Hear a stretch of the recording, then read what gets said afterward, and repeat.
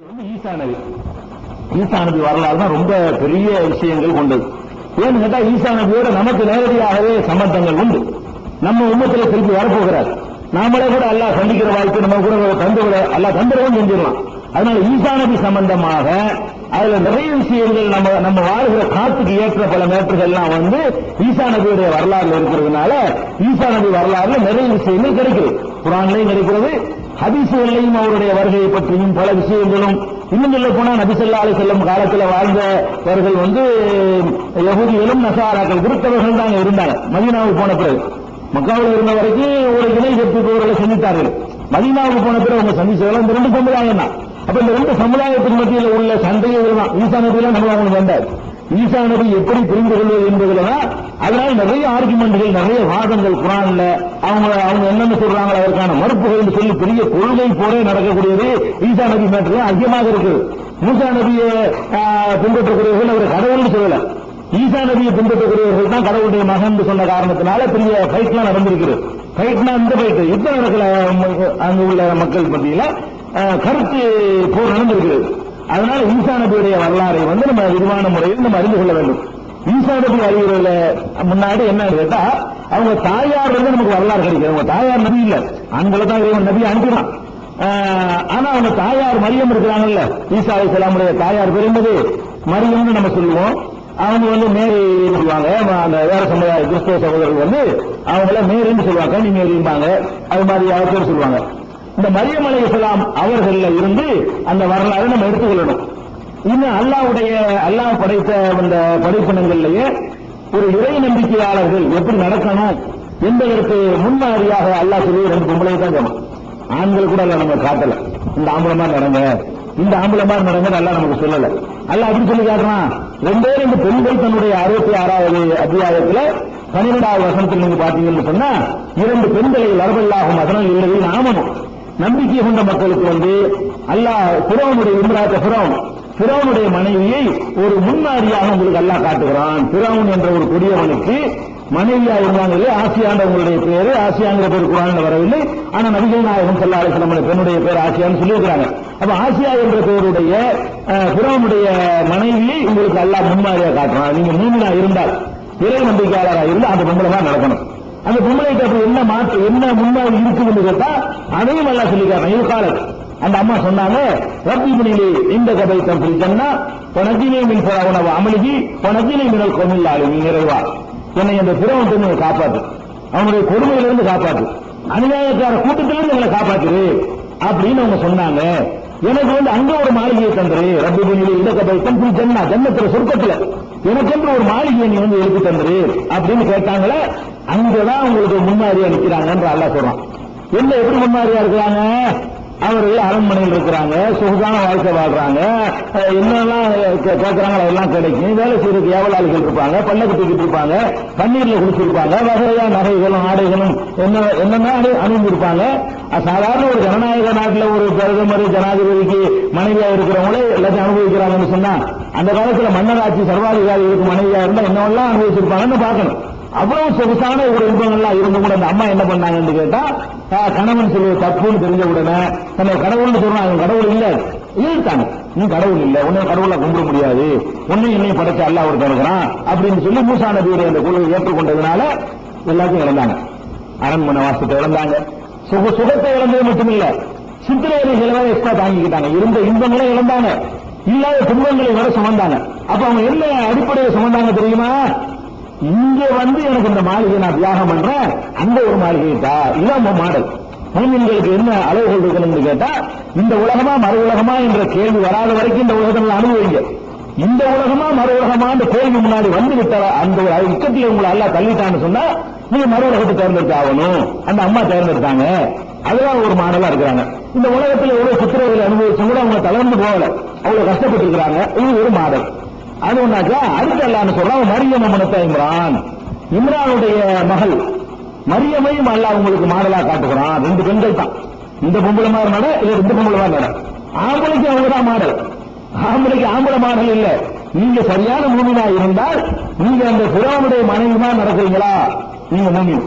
ஃபிரௌனுடைய மனைவி மாதிரி நீங்க நடக்க மாட்டீங்களா, மூமின் இல்ல. மாடல் அவங்கதான். அதே மாதிரி மரியம் அம்மனுக்கு இம்ரான், இம்ரானுடைய மகள், அவன் மரியமுடைய பாப்பா பேர் இம்ரான் வழங்கு. மரியம் அம்மனத்தை இம்ரான், இம்ரானுடைய மகள் மரியமையும் அல்லாஹ் உங்களுக்கு வந்து ஒரு மாடலாக காட்டுகிறான். அல்லத்தி அஹ்சனத் ஃபர்ஜஹா, அவர்கள் வந்து தன்னுடைய கற்பை காத்துக் கொண்டார்கள். அந்த அம்மா வந்து தன்னுடைய கற்பை வந்து கற்பொழுக்கத்தில் அப்படி ஒரு பரிசுத்தமான அந்த கலங்கத்தின் சாயல் கூட இல்லாம நீங்க அவங்க வாழ்க்கை நடத்தினாங்க. அப்ப நபகனா பிஹி ஊதினா, நம் தரப்பிலிருந்து நம்முடைய உயிரை அவருக்கு ஊதினோம். அதுல இருந்து ஈசானது பிறப்புல பின்னாடி வர இந்த சம்பவம். அப்ப காணத்தினால் காணித்தீன், அதிகமாக இறைவனை வழிபடக்கூடிய ஒரு அம்மாவாக அவங்க இருந்தாங்க. இறைவனை ரொம்ப அதிகமாக போவதால் வணக்கம் கற்பொழுக்கம், கற்ப ஒழுக்கமா இருப்பாங்க, இறைவனை வணங்கி கொண்டே இருப்பார்கள். இப்படியான ஒரு பெண்ணாக அவங்க அதிகமான வணக்கத்திலையும் கற்பை பேணுவதிலையும் மாடல் வந்து மரியம் அலைஹிஸ்ஸலாம். தியாகத்தில மாடல் வந்து ஃபிரௌனுடைய மனைவி ஆசியா. அவங்க ரெண்டு பேரும் அல்லாஹ் முன்மாதிரியா சொல்றான். இவங்களுக்கு அவ்வளவு பெரிய ஒரு சிறப்பு இருக்கிறது. இன்னொரு வசனத்தில் எல்லாம் என்ன சொல்லி கேட்கிறான்னு கேட்டா, முஸ்தபாக்கியாரா நிசாயில் ஆலமி, அகில உலகத்து பெண்களை எல்லாம் விட அல்லாஹ் உன்னை தேர்ந்தெடுத்துக் கொண்டான் சொல்லி மரியம் அலைஹிஸ்ஸலாம் அவர்கள்ட்ட வானவர்கள் பேசியதாக எல்லாம் குர்ஆன்ல சொல்லப்படுது. அப்ப உலகத்தில் படைக்கப்பட்ட பெண்களில் எல்லாம் சிறந்த பெண்கள் என்ற பெருமை யாருக்கு உண்டு? மரியம் அலைஹிஸ்ஸலாத்துக்கு உண்டு. நம்ம சில தப்பா நமக்கு நபிகள் நாயகம் ஸல்லல்லாஹு மீது உள்ள அன்பின் காரணமாக நம்ம என்ன செய்வோம், உலகத்து பெண்கள் எல்லாம் பாத்திமா நாயகி தான் சிறந்தவங்க எல்லாம் நம்ம சொல்லுவோம். அப்படி எல்லாம் வந்து கிடையாது. உலகத்துல எல்லாத்தையும் விட சிறப்பித்ததாக அல்லாஹ் சொல்வது வந்து இந்த அம்மாவை தான் சொல்றான், மரியமை தான் சொல்றான். முஸ்தபாக்கி அலாமா நிசாயில் ஆலமின் பின்னால் என்ற வரலாறு வந்து வரும். அகில உலகத்துடைய பெண்களை விட உன்னை வந்து அல்லாஹ் வந்து தேர்ந்தெடுத்துக் கொண்டான் அப்படின்னு சொல்லி காட்டுறாங்க. அவ்வளவு பெரிய ஒரு சிறப்புக்குரிய அம்மா இவங்க மரியம்ங்கிறவங்க. இவங்க வந்து ஜக்கரியா நபியுடைய காலத்துல பிறக்கிறாங்க. ஜக்கரியா அலைஹிஸ்ஸலாம் ஒரு நபி இருந்தாங்க இல்லையா, அவங்க காலத்தில் பிறக்கிறாங்க. இந்த ஜக்கரியா நபிக்கும் இவங்களுக்கும் ஒரு ரிலேஷன்ஷிப் இருக்குது. ஜக்கரியா நபிக்கும் மரியம் அலைஹிஸ்ஸலாம், ஏன்னா மரியம் அலைஹிஸ்ஸலாத்தை எடுத்து வளர்த்ததே யாரு? ஜக்கரியா நபி தான். அந்த சம்பவம் சொல்லிட்டு கூட இதை சொல்லலாம். மரியம் அலைஹிஸ்ஸலாம் எப்படி பிறக்கிறாங்க என்று கேட்டா, அவங்களுடைய பிறப்பு ஒரு வித்தியாசமான ஒரு பிறப்பு தான். அந்த காலத்தில் ஒரு பழக்கம் இருந்தது. என்ன பழக்கம் என்று கேட்டா, தங்களுடைய பிள்ளைகளை, ஆண் குழந்தைகளை வந்து அல்லாஹ்வுடைய ஆலயத்தில் பணி செய்வதற்காக முயற்சி பண்ணிக்கிறாங்க. குழந்தை இல்லைன்னு வைங்களேன், அல்லது வந்து அதிகமான குழந்தை இருக்குன்னு வைங்களேன், அல்லது குழந்தைகளுக்கு நோய் வந்துட்டு இருக்குன்னு வைங்களேன், அல்லாஹ் எனக்கு ஒரு ஆரோக்கியமான குழந்தையை தந்தா இந்த குழந்தைய உன்னுடைய ஆலயத்தில் பள்ளிவாசலில் நான் விட்டுறேன். அவங்க பள்ளிவாசலில் என்ன செய்வாங்க, இறை பணி செஞ்சுட்டு இருப்பாங்க. எந்த ஒரு பெருமைகளும் எதிர்பாராம அதை கூட்டுவது, பெருக்குவது, அதுக்கு அதுல உள்ள பணிவிடைகள் செய்வது, இந்த மாதிரியான ஒரு இறை வழிபாட்டுக்காக வேண்டி பிள்ளைகளை வந்து முயற்சி செய்கிற ஒரு வழக்கம் அந்த உம்மத்தில் நமக்கு அப்படி கிடையாது. நபிகள் நாயகம் ஸல்லல்லாஹு அலைஹி வஸல்லம் அவர்கள் அந்த மாதிரி நமக்கு ஒரு வழிமுறையை நம்ம ஏற்படுத்தல. உங்களுக்கு பிள்ளை பிறந்தா ஒரு பிள்ளை கூட பள்ளிவாசல்ல விட்டுருங்கன்னு நமக்கு சொல்லுங்க. ஆனா அந்த உம்மத்தில் இருந்துச்சு. அப்ப அப்படி இருக்கிற நேரத்தில் என்ன செய்யறாங்கன்னு கேட்டா, இம்ரானுடைய மனைவினா மரியம் அலைஹிஸ்ஸலாமுடைய அம்மா. இம்ரான் தானே வாப்பா மரியம் அலைஹிஸ்ஸலாத்துக்கு. இம்ரானுடைய மனைவி சொன்னா அவங்களுடைய தாயார், அவங்க அல்லாஹ்ட்ட துஆ செய்றாங்க. என்ன துஆ செய்றாங்கன்னு கேட்டா, இறைவா எனக்கு ஒரு ஆம்பளை பிள்ளைங்க கொடு. அந்த ஆம்பளை பிள்ளைய வந்து பைத்துல் முகத்தஸ் இந்த ஆலயத்துல உன்னுடைய ஆலயத்துல பணி செய்யறதுக்காக நான் வந்து அர்ப்பணிச்சிடுறேன். அதுக்கு முழுசா அர்ப்பணிச்சிடுறது. பள்ளியாசல கதியா அவர் இருக்காரு, அதுக்காக வேண்டி எனக்கு ஒரு ஆம்பளை பிள்ளை கொடு அப்படின்னு சொல்லி அவங்க வந்து கேட்கிறாங்க. அப்ப இறைவா ஏத்துக்க, நீங்க வந்து பிரார்த்தனை ஏத்துக்கிறவன்னு சொன்ன உடனே அதை நினைச்சுட்டே இருக்கிறாங்க. கருவாயிடுச்சு. கரு உண்டானவன ஒரு சந்தோஷம், அல்ல நம்ம பிரார்த்தனை ஏத்துக்கிட்டாங்க நினைச்சிட்டு இருக்கிறாங்க. அதனால அந்த விழுந்து பெத்தா பொம்பளை பிள்ளை. ஆம்பளை பிள்ளை நினைச்சு அல்லாஹ் ஆலயத்திற்கு அர்ப்பணிக்கிறேன்னு சொன்னாங்க. பொம்பளை பிள்ளையா போச்சு. பொம்பளை பிள்ளையா போனா அவங்க செய்றாங்க, அல்ல இன்னும் பொம்பளை பிள்ளை கொடுக்க முடியாது அப்படின்னு சொல்லிட்டு அல்லாஹ் செய்யறாங்க சொல்றாங்க. அப்ப வந்து அல்லாஹ் என்ன சொல்றான்னு கேட்டா, அந்த பொம்பளை என்ன பத்தா எனக்கு தெரியும், நம்ம கிட்ட அந்த பொம்பளை சொல்லுது நான் பொம்பளை பிள்ளை பெற்றுட்டேன் அப்படின்லாம் எல்லாம் கேட்கறான். அதுக்கப்புறம் என்ன செய்யறாங்கன்னு கேட்டா, அவங்க நேர்த்தி செஞ்சபடியே அந்த பொம்பளை பிள்ளையா இருந்தாலும் பரவாயில்லைன்னு சொல்லி ஆலயத்தில் விட்டுறாங்க. ஆலய பணிக்காக என்ன செய்யறாங்க, விட்டுறாங்க. அதான் அந்த விஷயம் வந்து 3வது அத்தியாயத்துல, அதனால சூறாவுக்கு பேர் ஆலய இம்ரான் பேர். 3வது அத்தியாயத்துக்கு பேர் என்னது, ஆலய இம்ரான். இம்ரானுடைய குடும்பத்தினர் அப்படின்னு பேர். இம்ரான் தான் மரியமுடைய தகப்பனார். அந்த குடும்பத்தார் சம்பந்தப்பட்ட ஆலய இம்ரான் தான் மரியமும் இம்ரானுடைய குடும்பம் தான். மரியமுடைய அம்மா இருக்காங்களே அவங்களும் இம்ரானுடைய குடும்பம் தான். ஈசா நபி கூட இம்ரானுடைய குடும்பம் தானே. அந்த அந்த வழித்தோன்றல்களுடைய வரலாறு சொல்லப்படுறதுனாலதான் அந்த அத்தியாயத்துக்கு பேரு என்ன, ஆல இம்ரான். 3வது அத்தியாயத்துக்கு பேரு ஆல இம்ரான் அத்தியாயம். இம்ரானுடைய குடும்பம் அர்த்தம். அதுல அல்லாஹ் என்ன சொல்றான்னு கேட்டா, இது கால இம்ராத்து இம்ரான், இம்ரானுடைய மனைவி சொன்னார்கள், ரப்பி இன்னி நகர்த்திருக்க மாதீபத்தனி முஹர்ரரா, என்னுடைய வயிற்றில் உள்ள அந்த சிசுவை இறைப்பணிக்கு அர்ப்பணிப்பதற்காக நான் நேர்ச்சி செய்துவிட்டேன். இறைப்பணிக்காக அர்ப்பணிப்பது என்று நேர்ச்சி செய்துவிட்டேன். கப்பல் மின்னி, என்னிடமிருந்து நீ வந்து ஏற்றுக்கொள். ஏனென்றால் இந்த காலத்தை சமியூல் அழியும், நீ செவியேற்பவன் யாவற்றையும் அறிந்தவன் அப்படின்னு அவர் வந்து பிரார்த்தனை பண்றார். பிரார்த்தனை பண்ணணும். பலம்மா வலாத்தகா, அந்த மரியமை அவர் அந்த குழந்தையை பெற்றெடுத்த உடனே காலத்து ரப்பி இன்னி வலாத்தகா உண்டார், தெரியுமா நான் பொம்பளை பிள்ளையை பெற்றுட்டேனே, நான் ஆம்பளை பிள்ளைன்னு சொல்லித்தான் இந்த மாதிரி நேர்ச்சி பண்ணினேன், நீ பொம்பளை பிள்ளையை கொண்டு கொடுத்துட்டேன்னு சொல்லி அவங்க சொல்றாங்க.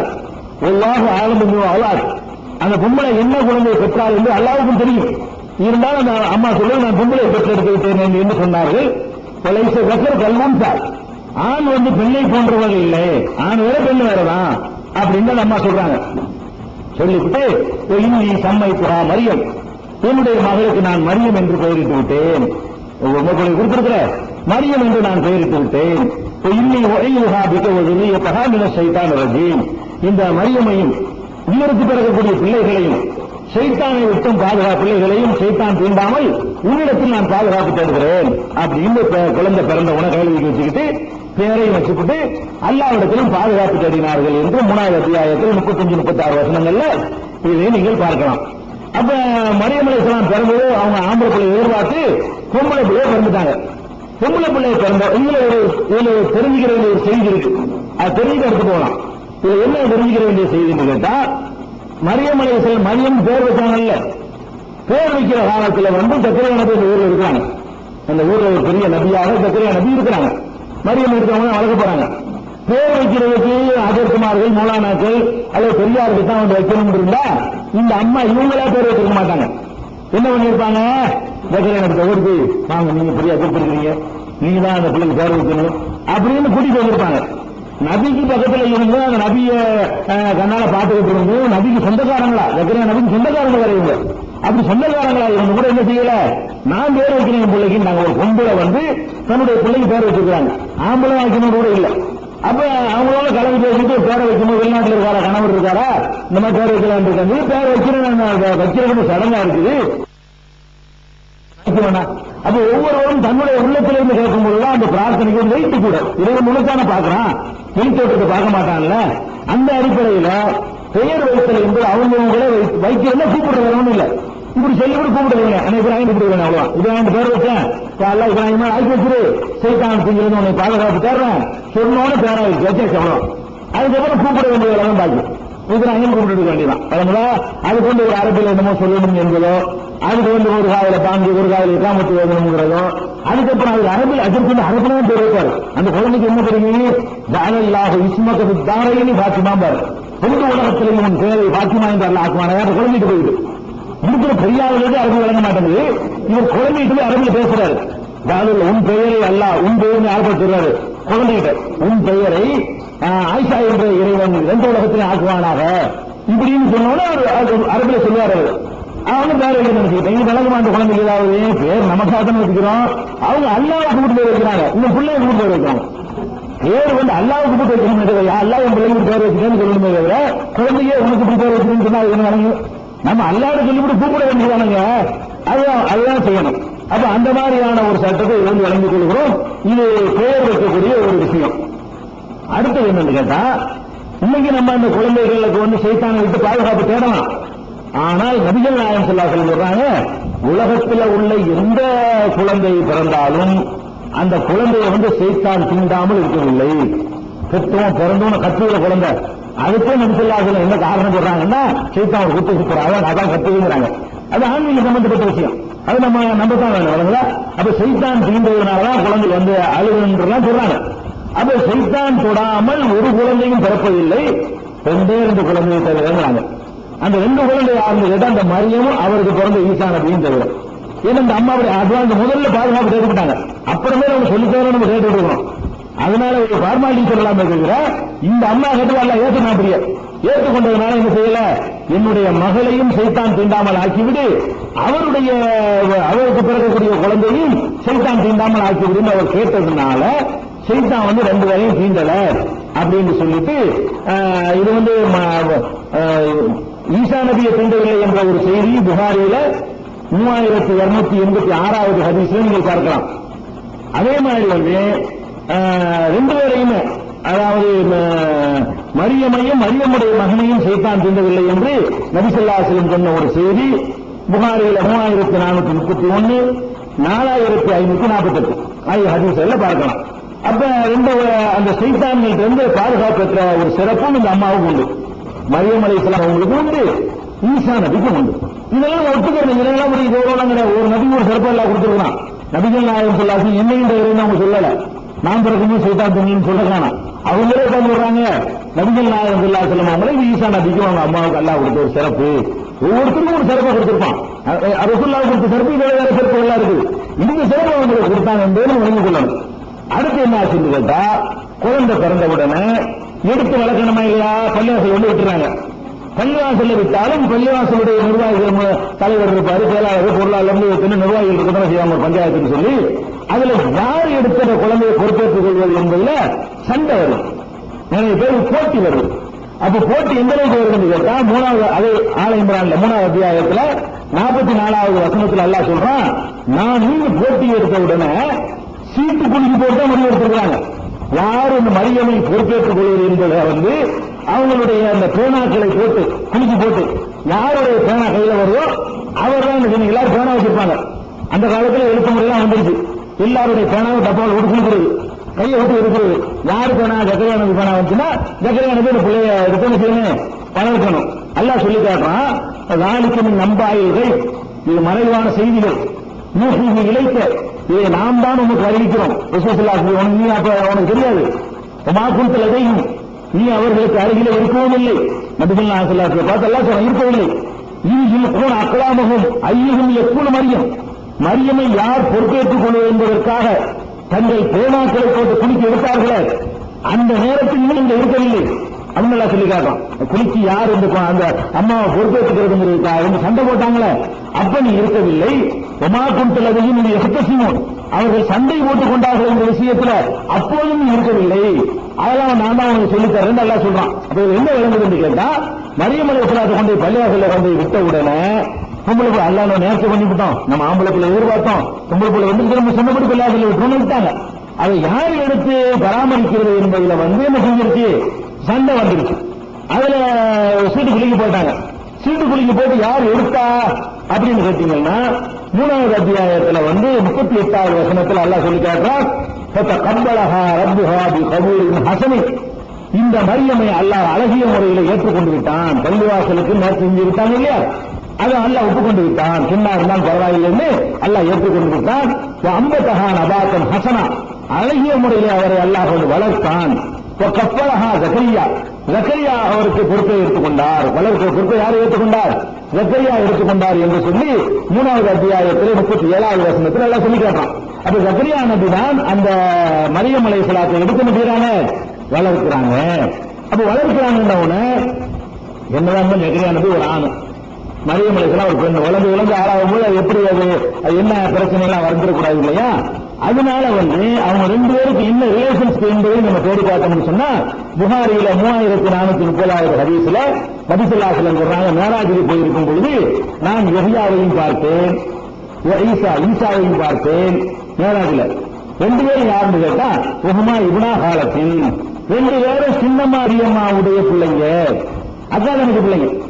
அதாவது இப்ப ஜக்கரியா ஈசா நபியுடைய அம்மாவும் மரியமும் யஹ்யா நபியுடைய அம்மா இருக்காங்கல்ல, யஹ்யா நபி யாரு, ஜக்கரியா நபி தானே. யஹ்யா ஜக்கரியா நபியுடைய மனைவி இந்த யஹ்யாவுடைய அம்மாங்கிறவங்க 2 பேரும் யாருன்னு கேட்டா சகோதரி, 2 பேருமே சகோதரி வர்றாங்க. அதனால ஈசா அலைஹிஸ்ஸலாம் அவர்களும் யஹ்யா அலைஹிஸ்ஸலாம் அவர்களும் சகோதரர் ஆயிடுவாங்க. சின்னமா மக்கள் பெரியவங்க மக்கள் 2 பேரும் யாருன்னு கேட்டா யாருன்னு கேட்டா சின்னமா மக்கள் பெரியம்மா மக்கள் வைங்களேன். அப்படி 2 பேருக்கு மத்தியில் உறவு இருக்குங்கிறாங்க ரசூல் ஸல்லல்லாஹு அலைஹி வஸல்லம். அப்ப ஈசா நபிக்கும் யஹ்யா நபிக்கும் அந்த சகோதர உறவு இருந்தால் மரியம் அலைஹிஸ்ஸலாம் யாரு? இப்ப மரியம் அலைஹிஸ்ஸலாம் இவருக்கு யாரு? யாருன்னு மரியம் அலைஹிஸ்ஸலாம் உறவு சொல்லுங்க. மனைவியுடைய தங்கச்சி. மரியம் அலைஹிஸ்ஸலாம் அவர்கள் எடுத்து வளர்க்கிறார் கேட்டா அவருடைய மரியம் அலைஹிஸ்ஸலாமுடைய அக்காவை தான் அவர் கட்டிக்கிறார். மரியம் அலைஹிஸ்ஸலாமுடைய அக்காவை தான் இருக்கிறாரு, கட்டிக்கிறார்னு அர்த்தம்.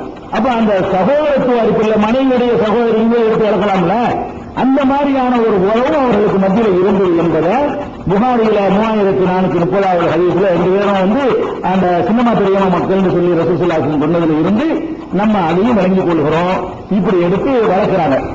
வளர்த்த உடனே அவர்கள் இதான் மரியம் அலைஹிஸ்ஸலாம் சம்பவம் ஒன்றும் கிடையாது, பள்ளியாசல் கொண்டு விடுறாங்க.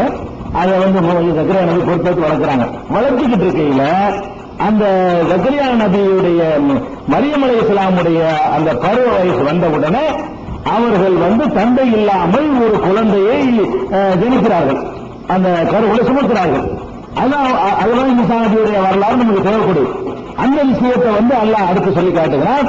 ஒரு குறிப்பிற்கு தாய் மரியம், இந்த வேதத்தில் மரியமை பற்றியும் நினைவு கூறுகிறாக அப்படின்னு அல்லாஹ் சொல்லி காட்டுறான். எப்படி அதை சொல்லி காட்டுறான்னு கேட்டா, இதில் தபகத்தின் நகல்கா மக்கான சர்க்கியா, அது கீழ்ச்சி செயலை உள்ள ஒரு இடத்துல ஒரு ஒதுங்கி இருந்து கொண்டார்கள். பள்ளிவாசலுக்கு அர்ப்பணிக்கப்பட்டிருந்தாங்க இல்லையா, பள்ளிவாசலுக்கு அர்ப்பணித்ததுனால பள்ளிவாசலை கொண்டு பெருகிட்டு போய் முறையில் எழுந்துருவாங்க. அதுல ஒரு கீழ் பகுதியில் உள்ள ஒரு ஏரியாவில் அவர்கள் ஒதுங்கி இருந்தார்கள். அவர்களுக்கு மத்தியில் ஒரு திரையும் ரூம் மாதிரி போட்டிருந்தாங்க. அபத்தகத்துக்கு மின்தூணியும் ஹிஜாபன், மற்றவர்கள் பார்க்காமல் ஒரு திரையும் போட்டுக்கொண்டு அவங்களுக்கு இந்த பள்ளிவாசல்ல ஒரு இடத்தை ஒதுக்கி கொடுத்திருந்தாங்க. அந்த சமுதாயத்துக்கு அனுமதி இருக்கு. பெண்கள் பள்ளிவாசலுக்கு உள்ளே தங்கிக் கொள்வது, அது மாதிரியான பணிகளை செய்வது. அப்ப அந்த நேரத்தில் தான் அரசைனா இலைஹா ரூஹனா, நம்முடைய ரூஹன்னா ஜிப்ரீலுக்கு இன்னொரு பேர். ஜிப்ரீல் அவர்களை அவரிடத்திலே நாம் அனுப்பினோம். ஜிப்ரீல் என்ற வானவரை அந்த மரியமிடத்திலே அனுப்பினோம். எப்படி அனுப்பினோம் கேட்டா, வானவராக அனுப்பலையாம். மக்களஹா பசரன் சரியா, ஒரு நேர்த்தியான ஒரு மனிதனாகத்தான் அந்த அம்மாவுக்கு அவர் காட்சி வந்தார். ஜிப்ரீல் அலைஹிஸ்ஸலாத்தை அல்லாஹ் அனுப்புனா மாணவர் மாதிரியா ஒரு பீஜறிகிற மாதிரிலாம் இல்ல, ஒரு நல்ல ஒரு மனிதர், ஒரு தோற்றமான ஒரு பர்சனாலிட்டியான சரியான ஒரு பர்சனாலிட்டி உள்ள ஒரு மனிதராக அந்த மரியமுக்கு அவர் காட்சி வந்தார். திடீர்னு வந்தவங்க அவங்க தனியா இருக்கிறாங்க, திரையை போட்டுக்கிட்டு இருக்கும் பொழுது பக்கத்தில் ஆம்பளை நிற்கும். எப்படி இருக்கு, அவங்க ஒரு கற்புல ரொம்ப கூடுனவங்க. இந்த மாதிரியான அந்த அந்த எண்ணங்களுக்கு இடம் தராம ரொம்ப பரிசுத்தமா இருக்கக்கூடியவங்க. அப்ப பார்த்தவங்க சொல்றாங்க, கால இன்னை அவுது ரஹ்மான் இன்குண்ட தப்பியா, உன்னை விட்டு நான் ரஹ்மான் வீட்டுல பாதுகாப்பு தரேன், நீ எப்படி என்னுடைய ரூம் கொண்டு நிற்கிற? மனுஷன் நினைச்சுக்கிட்டு வானவர்னு ஒரு கிட்டத்தில் வந்த பிறகு கூட வானவர் வெளிவரல. இன்குண்ட தப்பியா, நீ இறையச்சமுடைய ஆளா இருந்தால் நான் உன்னை விட்டு அல்லாட்ட பாதுகாப்பு தரேன், நீ போயிரு, இங்கே வந்திருக்கிற. அப்ப கால அவர் சொல்கிறார், இன்னமான ரசூல் ரப்பிக்கும், நான் உன்னுடைய இறைவனுடைய தூதன், இறைவனுடைய தூதன் நான் வந்திருக்கிறேன். எதற்கு வந்திருக்கிறேன் கேட்டா, அகபலைக்கு குலாமன் தக்கியா, உனக்கு ஒரு தூய்மையான ஒரு ஆண் குழந்தையை தருவதற்காக இறைவன் என்னை அனுப்பி இருக்கிற தூதன், நான் அதுக்குதான் வந்திருக்கிறேன், வேற ஒரு மேற்று கிடையாது. ஒரு ஆண் குழந்தையை உனக்கு தர வேண்டும் என்று இறைவன் என்னை அனுப்பி வைத்திருக்கிறான் அப்படின்னு ஒரு சொல்றார். இதெல்லாம் குரான்ல 19வது அத்தியாயத்துல 16, 17 இருந்து 36 வரைக்கும் வரிசையா வருது. வரிசையா வாசிக்கணும். மரியம் அத்தியாயம் 19வது அத்தியாயம். காலத்து அந்த அம்மா சொல்றாங்க, அம்மாவை புண்ணிய குலாமன், எனக்கு புரிய குழந்தை உண்டாகும். அவங்க கேட்கிறாங்க, வளம் எம்சசினி பசரும், எந்த ஆணும் என்னை தீண்டியது இல்லை. வளமாக்கு பகையா, நான் ஒரு தப்பான நடத்தை உள்ளவளாகவும் இல்லை, நடத்தை நான் நடத்த கட்டவளும் இல்லை, எந்த ஒரு ஆம்பளை என்னை தொட்டதும் இல்லை, எனக்கு எப்படி குழந்தை உண்டாகும் அப்படின்னு கேட்கிறாங்க. கால அவர் சொல்றாரு, ஜிப்ரீல் சொல்றார், வானவர் சொல்றாரு, கலாலிக்கு அப்படித்தான், எப்படி உண்டான விலகி தர முடியும், அப்படித்தான் உண்டாகும். கால ரப்புக்கு குவ அலைய ஹையனி, உனது இறைவன் சொல்லி அனுப்பியிருக்கிறார். என்ன சொல்லி அனுப்பியிருக்கிறான் தெரியுமா? இது எனக்கு லேசு என்று சொல்லியிருக்கிறான். அவ்வளவுதான் எனக்கு தெரியும். இறைவன் இது சொல்லி அனுப்பும் போது இது எனக்கு லேசானது, குவ அலைய ஹையனும், அது எனக்கு லேசானது. ஒரு நதி அழகு ஆயத்தலின் நாஸ், அகில உலகத்திற்கு அவரை ஒரு அத்தாட்சியாக ஆக்குவதற்காக நான் இதை செய்கிறேன். அகில உலகத்திற்கும் ஒரு எடுத்துக்காட்டாக அத்தாட்சியாக இருப்பதற்காக வேண்டியும் ஒரு அகமத்தம் நமது அருளாகவும் இருப்பதற்காக நான் இந்த முடிவு எடுத்திருக்கிறேன். காண அமரன் மக்களியா, இது முடி செய்யப்பட்ட ஒரு விஷயம், இதுல எந்த மாறுதலும் கிடையாது என்று உன் இறைவன் கூறுகிறான் என்று சொல்லி ஜிப்ரீல் அலைஹிஸ்ஸலாம் அவர்கள் சொல்கிறார்கள். இது வரைக்கும் நிறுத்திக்கிட்டு இதில் அறிந்து கொள்ள வேண்டிய விஷயம் இருக்குது. அப்ப ஜிப்ரீல் அலைஹிஸ்ஸலாம் என்ற ஒரு மாணவர் மனித வடிவத்தில் உனக்கு ஒரு குழந்தை இறைவன் தர சொல்லிட்டான்னு சொல்றாரு. அவங்க ஆட்சேபனை பண்றாங்க, எப்படி ஆம்பளை இல்லாம இப்படி குழந்தை பிறக்கும் என்று கேட்ட உடனே பாய்ந்தாங்க, ஆம்பளை இல்லாம இப்படி அதான் கேள்வி கேட்குது, ஆம்பளை இல்லாம இப்படி குழந்தை பிறக்கும் அந்த அம்மா கேட்குது.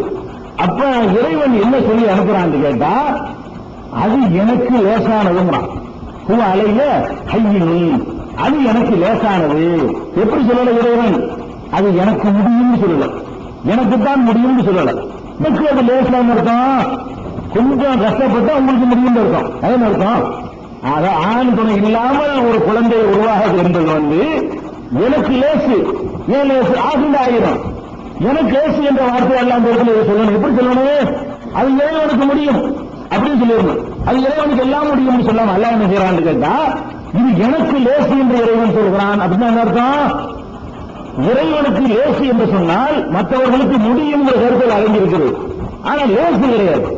அதுக்கு எத்தனை லட்சக்கணக்கான வருஷங்கள் ஆய்வு பண்ண 2000 வருஷம் ஆய்வு பண்ண பிறகு உங்களுக்கு சில கண்டுபிடிக்க இயலும். இப்ப குளோனிங்கிறான் இல்லைங்க, குளோனிங் முறையில ஒரு குழந்தையை உருவாக்குறான். ஆண் துணை இல்லாம உயிரின உயர்ந்து உண்டாக்குற குழந்தை என்ன செய்யறான்? மரபணுவை எடுத்து குழந்தையாக உண்டாக்குறான். குழந்தையாக உண்டாக்கி இப்ப குழந்தையை உண்டாக்குற ஆம்பளை வேண்டியதில்லை. ஒரு காலம் இருந்துச்சு, ஆம்பளை இருந்தா தான் ஒரு பெருமையாக சொல்லிக்கிடுவாங்க. எப்படி சொல்லுவாங்க? உலகத்தில் உள்ள எல்லா ஆம்பளையும் அடிச்சு விட்டு ஒரு ஆம்பளை மட்டும் இருந்தா அந்த ஒரு ஆம்பளை தேர்ந்து அவன் விந்தை எடுத்து அத்தனை பொம்பளைகளுக்கும் குழந்தை கொடுக்க முடியும். அப்படி ஒரு சக்தி ஆணுக்கு இருக்கு. நம்ம மண்டகரமா பேசிட்டு இருந்தோம் இல்லையா? அதுக்கு எப்படி கொடுத்துருவாங்க. இப்போ குழந்தை உண்டாகிறதுக்கு யாரும் எழுதி இப்ப ஆம்பளை வந்து இல்லை, பொம்பளை மட்டும் இருந்தாலும் குழந்தை உண்டாகும். ஆம்பளை மட்டும்தான் குழந்தை உண்டாக முடியாது. ஏன்னா அதை வளர்க்கிறதுக்கு உள்ள மெட்டீரியல் நம்ம கிட்ட இல்லை. ஆண் பெண்ணில குழந்தையை வளர்ச்சி உருவாக்குற அது கிடையாது. நிலம் இருந்தாலும் விவசாயம் பண்ண முடியும். அப்ப நிலம் என்ற ஒரு அடிப்படை நம்ம ஆண்ட கிடையாது. அப்ப ஒரு பெண்ணு மட்டும் இருந்தாங்கன்னு சொன்னா பெண்ணிடமிருந்து மரபணுவை எடுத்து அவள் பெண்ணு மரபணு எடுத்து அவள் கருவறையில வைத்து குழந்தையா உருவாக்க முடியுங்கிறதா இப்ப குழந்தைங்கிறான். அது உலக நாடுகள்லாம் தடை செய்யப்பட்டுச்சு. அந்த உருவாக்கி தான் இங்க கதை விட்டு இருக்காங்க. இருந்தாலும் ஆடு மாட்டை உண்டாகி காட்டிதான். அதனால சாத்தியம் நடந்துச்சா நடக்கலையாங்கிறது அதுல கருத்து வேறுபாடுகள் இருக்கிறது. நடந்துச்சுன்னா வச்சுக்கிறோம், நடக்கலன்னு வச்சுக்கிறோம், நடக்க முடியும். நடந்துச்சுன்னு வச்சுக்கிட்டா நடக்கலன்னு வச்சுக்கிட்டாலும் ஆட்டை உண்டாக்கணும் மனுஷனே அதே மாதிரி உண்டாக்க வேண்டியது. அதுவும் பெரிய கஷ்டம் கிடையாது. அது நிறைய தடைகள் இருக்குன்னு சொல்லுங்க. அப்ப இதுல அல்லாஹ்வுடைய வாசகத்தை கவனிச்சீங்களா? ஈசா நபி மேற்க சொல்லும் போது ஆம்பளை எல்லாம் குழந்தை உண்டான்னு கேட்கிறாங்க. அப்ப ஒரு மனிதனுடைய வார்த்தை இருந்தா இது நடக்காம இருந்து ரசூல் முஹம்மது சொந்தமா கற்பனை பண்ணிட்டாருன்னு சொன்னா இப்படி செலக்ட் பண்ணி வார்த்தையை போடுவாங்க. அவர் பரையம் கேட்டாரு, அப்படிதான் முடியும், முடியுமா அப்படின்னு சொல்லாம என்ன வார்த்தை எல்லாம் போடுறான்னு கேட்டா, அலைய ஹையினும், அது எனக்கு லேசு, உனக்கெல்லாம் கொஞ்சம் கஷ்டம். அந்த கருத்துக்குள்ள அடங்கியிருக்கு. அதோடு நிறுத்திக்கிறல. ஒரு நஜ் ஆலகம் ஆயத்தன் நாஸ், அகில உலக மக்களுக்கு அவரோட அத்தாட்சி ஆக்கியிருக்கிறோம். அத்தாட்சியான நமக்கு பிரச்சனை இருக்குன்னு அர்த்தம். நம்ம கவனிக்கல இவனை கவனிச்சு போயிட்டாங்க. நம்ம அந்த பாயிண்ட் ஆய்வு செய்யறதுக்கு பதிலா இது இறைவனுக்கு போட்டியான்னு கண்டுபிடிச்ச மாதிரிலாம் சொல்றாங்க. இறைவன் அன்னைக்கு லேசுடா கொஞ்சம் கஷ்டப்பட்டு தேர்தலான்னு சொல்லிட்டு போன விஷயத்தான் செஞ்சிருக்காங்க. இவையில இல்ல இறைவன் வேலை மனுஷன் செஞ்சுட்டான். இதே ஆல்ரெடி எல்லாம் சொல்லித்தான் வச்சிருக்காங்க. லேசு கொஞ்சம் கஷ்டப்பட்டு அது முடியும். இதுதான் இந்த ஒரு வழிதான் இருக்குன்னு எல்லாம் நமக்கு சொல்லல. இது எனக்கு லேசு கொஞ்சம் கஷ்டம் அப்படிதான் சொல்றான். ஆணும் பொண்ணு ஒண்ணும் இல்லாத ஆய்வுகளை சொல்ல உண்டாக்கல. இது என்ன பெரிய மேட்ருங்கிற, இது என்ன பெரிய மேட்ரு? மரியம் உண்டாக்குற பெரிய மேட்ரா? ஈசா நபி உண்டாக்குன ஒரு பெரிய மேட்ராது? ஆலம் நபியை உண்டாக்குன பெரிய மேட்ரு. ஆம்பளை சேர்ந்து ஒரு ஜோடியை உண்டாக்குனா அதோட பெரிய மேட்ரு. உங்களை சேர்ந்து உண்டாக்குறதை விட ஆம்பளை சேர்ந்து அவருக்கு ஜோடியை உண்டாக்குனா நல்லா அப்படியான ஒரு மேட்ரு. அதுல லேசுன்னு சொல்லல, உங்களுக்கு முடியும்னு சொல்லலாம். அது எனக்கு தான் முடியும்னு சொல்லி முடிச்சுட்டாங்கல்ல. இதுல என்ன செய்யறான்னு கேட்டா, அது எனக்கு லேசுன்னு சொல்லிவிட்டு ஒரு நஜ் ஆலகம் ஆயத்தலின் நாஸ், உலக மக்களுக்கு ஒரு அத்தாட்சியான ஆக்கியிருக்கிறேன் அப்படின்னு சொல்லி காட்டுறான். சொன்ன உடனே அவங்க கருவை சுமந்து கொண்டார்கள் அப்படின்னு வருது. இந்த விஷயத்தை வெவ்வேறு இடங்கள்ல வேற வார்த்தைகளை எல்லாம் எல்லாம் பயன்படுத்தி இதே மாதிரி எல்லாம் சொல்லி காட்டுறான். எப்படி சொல்றான்னு கேட்டா, அந்த வஜஅல்னா வஜனஹா ஆயத்துல் லில் ஆலமீன், மரியமையும் அவருடைய மகனையும் ஆயத்தில் உள்ள ஆலமீன்றான். ஆலமீன் அகில கியாமத் வரைக்கும் உள்ள மக்கள் ரப்புல் ஆலமீன்கிறீர்கள், ஆலமீன்லாம் ரப்புங்கிறிய, அதான் ஆலமீன். ஆயத்தில் உள்ள ஆலமீன் அகில உலகத்திற்கும் ஒரு அத்தாட்சி ஆக்கி வச்சிருக்கிறவங்க அல்ல. அவருடையும் ஒரு அத்தாட்சி, அந்த அம்மாட்டையும் அவரை மட்டும் இல்லாம சொல்லல, அந்த அம்மாவையும் அவரையும் நான் அகிலத்திற்கு அத்தாட்சி ஆக்கியிருக்கேன். என்ன அர்த்தம்? ரெண்டு பேரும் சம்பந்தப்பட்ட நேரத்தை சிந்திச்சு தொடங்கிறான்னு நல்லா சொல்றான். நம்ம சிந்திக்கிறோம், எவனோ சிந்திச்சு அவனே கண்டுபிடிச்சு போயிட்டான், அல்ல சிந்திக்க சொன்னா நம்ம என்ன செய்யல, ஆயத்தின் இல்லாத முன்பு ஆசிட்டு போயிட்டோம். அது அல்ல அழகாக வார்த்தையை எடுத்து போட்டிருக்கிறான். போட்டிருக்கிறான் ரூஹினா, நம்முடைய உயிரை அவரிடத்திலே ஊழினோம். ஆயத்தில் இல்லாதமீ, அகிலத்தால் கூட அத்தாட்சியாக பேரை ஆக்கணும்னு சொல்லிவிட்டான். அது மட்டும் இல்ல, இந்த குலோனியம் பண்ணா அது முதிர்ச்சி அடைஞ்சிருக்கும் போகலாம் சொல்றாங்க இல்லையா, அதுக்கு ஏற்ற வார்த்தைகள்லாம் கூட இருக்குது. தொடர்ச்சி அந்த விஷயங்களை அடுத்த வாரம் வர முடியல, அடுத்த வாரம் பார்த்துக் கொள்வோம். ஈசா அலைஹிஸ்ஸலாத்து வஸ்ஸலாம் அவர்கள் தந்தை இல்லாமல் இறைவனுடைய ஆற்றலினால் வல்லமையினால் நேரடியாக படைக்கப்பட்ட விவரத்தின் ஒரு பகுதியை சென்ற வாரத்திலே நாம் பார்த்தோம். ஜிப்ரீல் என்ற வானவர் அவர்கள் மரியம் அலைஹிஸ்ஸலாம் அவர்களிடத்திலே வந்து, உங்களுக்கு ஒரு ஆண் குழந்தையை பற்றி அல்லாஹ் நற்செய்தி சொல்கிறான் என்று சொல்ல, எந்த ஆணும் என்னை தீண்டாத நிலையிலே எப்படி எனக்கு குழந்தை உருவாகும் என்று அவர்கள் கேட்டார்கள். அப்ப அந்த வானவர் சொல்கிறார், இந்த குழந்தையை நாம் ஒரு உலகத்திற்கு ஒரு அத்தாட்சியாக ஆக்கவிருக்கிறோம், இது தீர்மானிக்கப்பட்ட ஒரு காரியம் என்று அவர்கள் சொன்ன வரைக்கும் நம்ம சென்ற வாரம் பார்த்தோம். அதுக்கப்புறம் அல்லாஹ்வுடைய வல்லமை பிரகாரம், அல்லாஹ்வுடைய கட்டளை பிரகாரம் அவர்கள் கருவை சுமந்து கொண்டார்கள். அல்லாஹ்வுடைய கட்டளை பிரகாரம் கருவை சுமந்து கொண்ட உடனே அவர்களுக்கு அந்த பிரசவ வேதனை வலி வந்தவுடனே ஒரு பேரீச்சை மரத்தினுடைய அடிபாகத்திலே அவர்கள் போய் ஒதுங்குகிறார்கள். ஒதுங்கும் போது அந்த வேதனை தாழ முடியாமல், யா லைத்தனி மித்து கபிலஹாதா குந்து நசியம் மன்சியா, நான் இதற்கு முன்னரே மரணித்திருக்க கூடாதா, மறக்கடிக்கப்பட்ட ஒரு வரலாறாக நான் ஆகியிருக்க கூடாதா, இப்படி ஒரு சிக்கல் எனக்கு உண்டாகிவிட்டது. ஏன்னா குழந்தையை பெற்ற உடனே அப்புறம் என்ன ஆகும், சமுதாயத்தில் போக முடியாது. தந்தை இல்லாம குழந்தை பெற்றாங்கன்னு சொன்னா சமுதாயத்தில் பல விமர்சனங்களை சந்திக்க வேண்டியிருக்கும் என்பதற்காக வேண்டி அவங்க ரொம்ப கவலைப்படுறாங்க.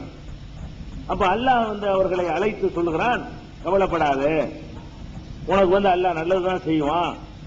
உனக்கு உணவு தேவைப்பட்டுச்சுன்னா அந்த பேரிச்சை மரத்தினுடைய பொடிச்சு இழு, உடனே ஈரமான பசுமையான கனிகள் உன் மீது சொரியும் என்றெல்லாம் அல்லாஹ் அவர்களோட சொல்லிவிட்டு, குழி வசரபி, இந்த பேரிச்சங்கனிகளை உண்டு இங்கே இருக்கக்கூடிய தண்ணீர் ஒன்று ஊருந்து சொல்றான் அல்லாஹ், காலுக்கு அடியில் அந்த தண்ணீரை பருகி மகிழ்ச்சியோடு இரு. ஏதாவது ஒரு மனிதர்களை நீ கண்டால், நான் யாரிடமும் பேசுவதில்லை என்று அல்லாஹ்வுக்காக நேர்த்தி செய்து விட்டேன். அது ஒரு நோன்பு.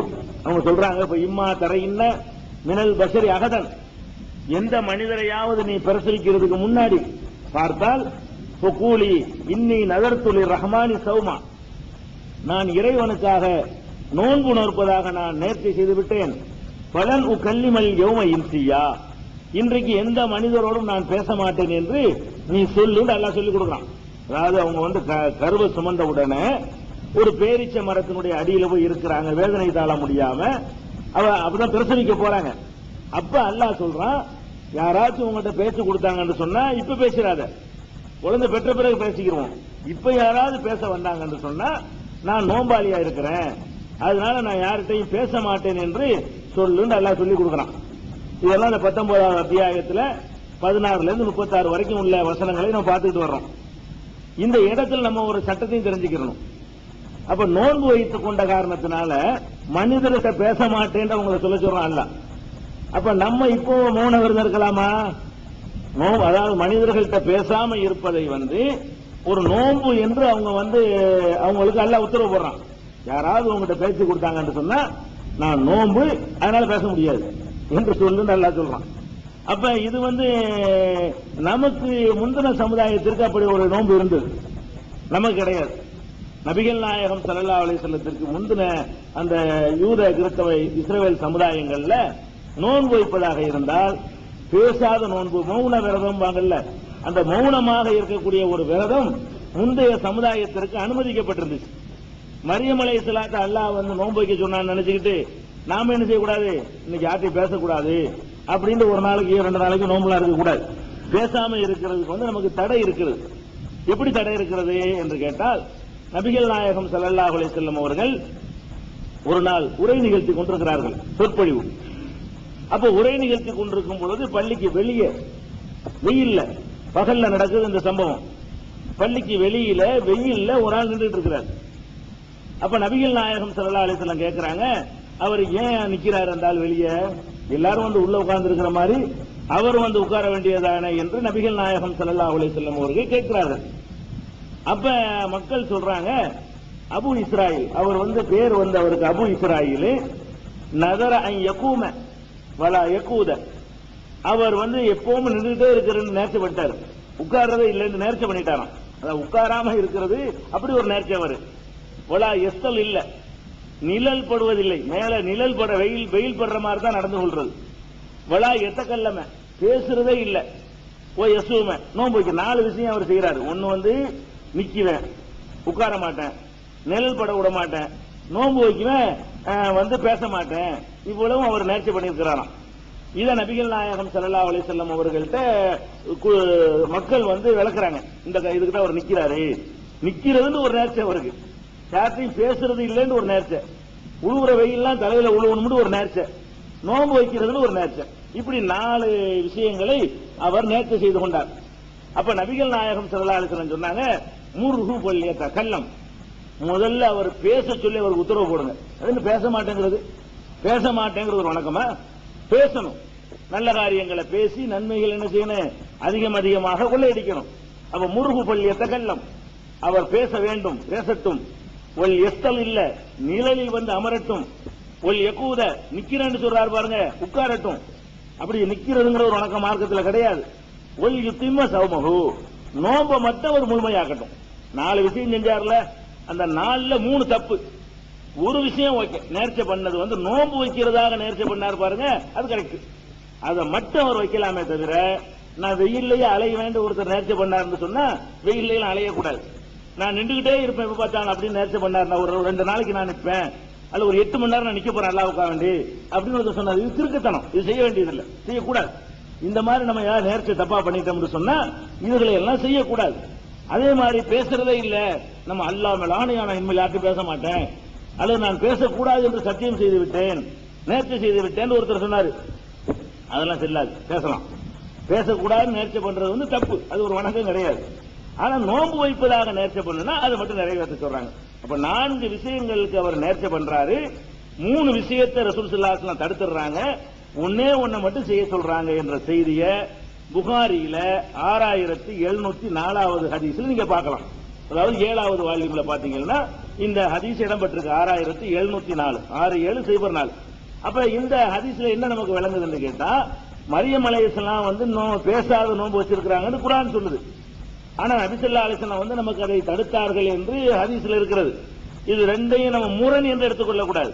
சட்டங்களை பொறுத்த வரைக்கும் முந்தின சமுதாயத்திற்கும் நமக்கும் உள்ள சட்டங்கள்ல சில வேறுபாடுகள் எல்லாம் இருக்குது.